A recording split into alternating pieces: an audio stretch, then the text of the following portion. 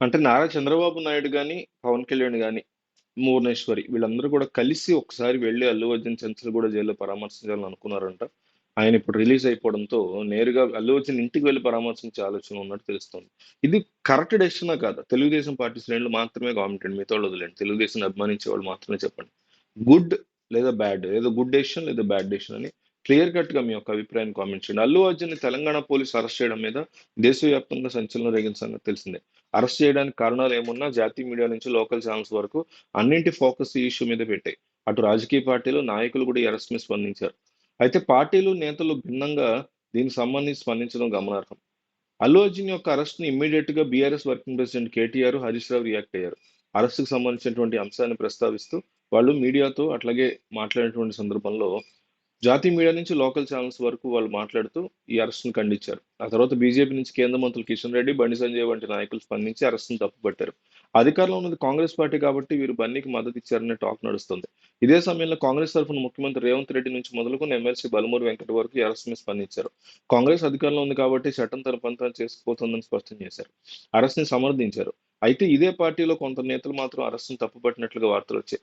తెలంగాణ సంగతి ఎలా ఉన్నా ఈ వ్యవహారంలో ఏపీ రాజకీయ పార్టీల స్టాండ్ హాట్ టాపిక్ గా మారింది.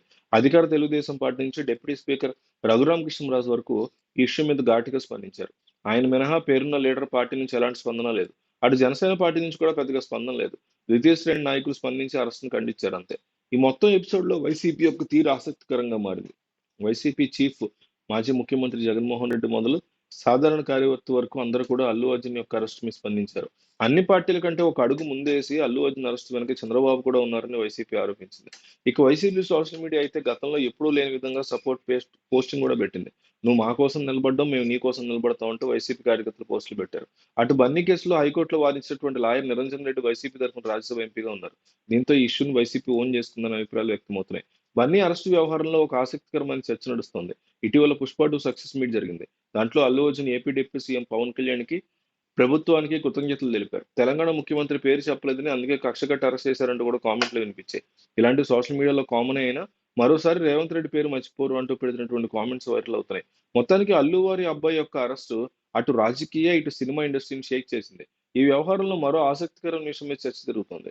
ఒకే రోజులో అరెస్ట్ చేసి రిమాండ్‌కి పంపించడం కామన్. కానీ ఒకే రోజులో అరెస్ట్ చేసి రిమాండ్ విధించి జైలుకి తరలించి ఆ వెంటనే బెయిల్ మంజూరు చేసి 24 గంటల్లో అతన్ని రిలీజ్ చేశారనేటువంటి వ్యవహారం కామెంట్స్ అరుదుగానే ఉన్నాయి. అయితే నాంపల్లి కోర్టు రిమాండ్ విధించింది. హైకోర్టు మాత్రం బెయిల్ మంజూరు చేసింది. ఈ కేసులో చంద్రబాబు నాయుడు, నారా భువనేశ్వరి వెళ్లి అల్లు అర్జున్‌ని పరామర్శించడం అనేది కరెక్టా? కాదా? Correct, wrong, good, bad, good decision, bad decision. Clear కట్‌గా చంద్రబాబుకి మీరు గైడెన్స్ ఇవ్వండి. ఏం చేస్తే బావుంటుందో?